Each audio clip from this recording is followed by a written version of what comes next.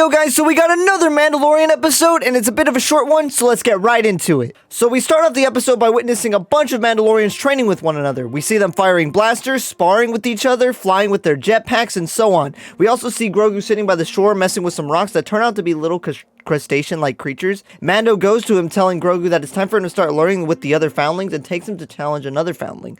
This foundling is the same one we actually saw back in the first episode of the season, who was taking the creed. We also learn a bit later in the episode that the kid's name is Ragnar. The judge of the challenge tells Mando Grogu is too small, but Mando informs him that he's the Grogu's ward and to proceed. Ragnar gets to decide what weapons they use and chooses training darts. As they get the darts, he asks why Grogu doesn't wear a helmet, to which Mando replies stating that Grogu is too young to speak the creed, thus he can't wear a helmet.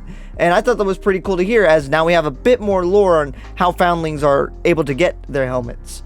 Ragnar, however, sees this as because Grogu can't speak the creed, he's too young to fight, and Mando just replies saying that one does not speak unless one knows, basically telling him that he doesn't know what Grogu is capable of, but Ragnar isn't dismayed by this at all. They get the wrist gauntlets that shoot the darts, and Bo-Katan helps Grogu put it on, telling him that he has nothing to worry about and that her father was the same way Mando was. Grogu and Ragnar then begin the challenge. First the 3 points wins, and Ragnar easily scores 2 points. Mando tells Grogu that everything is going to be okay and to show them what he can truly do. With the final match beginning, Grogu flips over Ragnar twice before unloading all 3 darts into him, winning the challenge. Bo-Katan asks Mando if he taught Grogu that, to which he replies no, as we know Grogu had trained with Luke in the time they were separated from each other, and is why he's so efficient in doing all those flips. Ragnar walks off scoffing in defeat, but is ambushed by a giant flying lizard and is grabbed. Mando tries to fire at it, but Paz tells him he'll end up killing the child and for them to just follow it back to its lair. So the two and a few other Mandalorians go to chase the creature, but eventually all run out of fuel, falling to the ground. Paz tells Mando he's out of fuel and the creature gets away, but as all hope seems lost, Bo-Katan actually flies in pursuit of the creature in her ship. Afterwards, everyone rendezvous back at the beach, where Bo-Katan informs them that she saw where the creature's nest is and knows how to get there. She informs them that the creature resides on top of a mountain and tells them that they're going to climb it. They can't use jetpacks, blasters, or explosives, however, as they fear the creature will kill the foundling. Paz, Bo, and Mando, with a few others, set out on their rescue mission. Grogu stays behind, however, as the armorer states that he's too young to join them and instead has him join her in the cave, where she introduces and teaches him about the Forge. She explains that the Forge is the heart of Mandalorian culture, going to compare Mandalorians to the ore of Beskar as she begins to forge a new piece of armor for Grogu. As she forges it, Grogu begins to have flashbacks of his past, same as Mando did back when he was witnessing his armor being forged. We're then taken back to the Jedi Temple and see Grogu being protected by Jedi. They're fighting off clones as they're trying to protect him, getting to an elevator, all being taken out, with the last Jedi getting him in the elevator being taken out. Grogu is then greeted by another Jedi named Kelleran Beck, who is actually the same guy who played Jar Jar Binks, which was pretty cool to see, as I think it's a pretty awesome cameo. He assures Grogu that everything's going to be okay before taking out a bunch of clone troopers and getting onto a speeder with Grogu. As the two leave, we see the Jedi Temple in flames, but are soon chased by a gunship throughout Coruscant. Their engine gets shot as they try to escape, going through a train tunnel and supposedly losing the gunships, whilst also passing by the same mountain peak we saw in the last episode. They get to a landing pad where a few troops are waiting for them with the ship, and this ship appears to be the same version from the Phantom Menace that Qui-Gon, Obi-Wan, and Padme used when they escaped Naboo and landed on Tatooine. The troops greet the Jedi, asking if there were others, to which Kelleran replies stating there aren't any others. Clones then arrive on the scene and the troops fire at the clones while Kelleran and Grogu make their escape, jumping into hyperspace. The flashback ends and we see Grogu witnessing the piece of armor being completed and the armor attaching it to him with the Mughorn symbol on it. We cut back to the rescue party landing down in Bo-Katan's ship, as they can't go any further without alerting the creature. They continue on foot the rest of the way, reaching the base of the mountain at night and set up camp there. Bose explains that they'll rest there and then climb it in the morning. They set up camp, passing around food, and Bo asks Mando how she's supposed to eat if they're not to remove their helmets. He explains to her that they go find a secure place to remove their helmets and eat there. As they all go to find a place to eat, Paz tells Bo that she gets the honor of eating at the campfire as she's the leader of this operation. The group disperses to go eat, and we see Bo-Katan remove her helmet to eat once she's alone.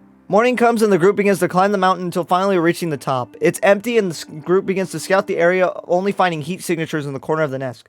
Paz goes towards it as he doesn't want to wait anymore, which is where we learn that Ragnar is his son. He calls out his name as he gets closer to the area, but is jumped by the creature's babies instead. The creature shows up, regurgitating Ragnar to feed to its babies. Paz goes to attack the creature, getting caught in its mouth, causing the creature to drop Ragnar, but catches it in his claws and flies off. Everyone then begins to chase as Bo-Katan reaches for the foundling but is hit down by the creature's wing, losing a piece of her armor. Everyone begins to fire their wrist wires at it, trying to ensnare it, with Bo-Katan managing to get the side of the creature's face and stabbing it, freeing Paz. They continue to fire at the creature with the wires until wrapping its rings up, and Mando going in to save Ragnar. The creature falls into the water, unable to fly, and is eaten by the actual same creature the Mandalorians fought back in the first episode. Mando takes Ragnar to Paz, who holds his son and thanks him. The group head back home where they celebrate the rescue of Ragnar and everyone clapping their wrist gauntlets together. The armor congratulates Bo-Katan on her successful mission, to which we hear Bo-Katan say, "This is the way." They even brought back the babies of the creature in order to domesticate them. The armorer sees that Bo-Katan is missing her armor piece and takes her to the forge for a replacement. As she forges it, Bo asks if it's okay for her to have the signet that be that of the mythosaur and her usual night hour, to which the armorer states that it's acceptable as the mythosaur belongs to all Mandalorians. Bo-Katan watches her create the armor piece as she goes to ask the armorer what she would do if she saw a mythosaur. The armorer tells her she's quite lucky to have seen it in a vision, to which Bo-Katan explains that she actually saw a real one, but the armorer doesn't really seem to believe her, ending their conversation by just stating, "This is the way." Bo-Katan goes to stare on the mythosaur symbol on the wall, and the episode ends right there. So I gotta say, I absolutely, personally, loved this episode. I really enjoyed it. I thought it was neat seeing all the Mandalorians training, see them roughhousing with one another, basically all just doing Mandalorian things, I guess. I really enjoyed seeing that. I really loved this episode. This episode was one of my favorites, in my personal opinion. A lot of people don't like it for some reason. Maybe because it's too short. But I enjoyed this episode. I loved this episode. I thought it was great. Seeing the Mandalorians, just basically train, go about their everyday lives, learn more on how they, become, how foundlings, get their helmets when they're sworn to the creed. They have to be able to speak the creed in order to, receive a helmet and join, which makes sense. Obviously, if you're joining a group, you would, and they have like rules and like speech, like creeds or speeches you're supposed to say and vows to make. Yeah, it would make sense if you would be able to speak said vows. But that was awesome. Seeing the Jedi Temple again, Order 66, all of that was pretty cool again. Just learning how Grogu survived and how he got away. Seeing basically Keller and Beck show up and save him. There were a lot of prequel references, I feel. We got, we have episode 1 references to the Jar Jar Binks actor playing Keller and Beck, which is well deserved. We have the Naboo starfighter, or well, it's not a Naboo starfighter. It's the same fighter they used, or ship they used back in episode 1. We got to see that. That was awesome. Obviously, Order 66, another prequel reference, and just craziness there. Grogu managed to get out of there. Those clones were just chasing him, and it's cool to see that the troops were literally there, ready to, protect them. So it's good to see that not everybody was against, there were people that helped the Jedi, because I feel like we never really saw that. It was really just all the Jedi out for themselves, trying to fend for themselves. But this was nice seeing that, we actually get to see other people trying to get the Jedi out of there. That was pretty cool. Like, the only other person we saw getting the Jedi out of there was obviously Bail Organa, when he was assisting in Yoda getting out of there. Other than that, we haven't really seen anybody else really assist the Jedi in that front, at least not to my knowledge anyway, that I can remember.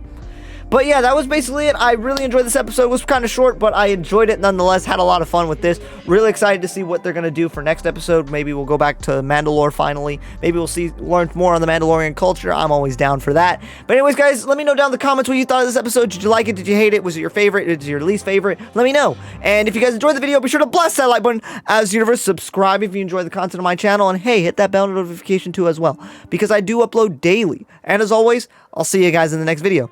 dbzmando, signing out.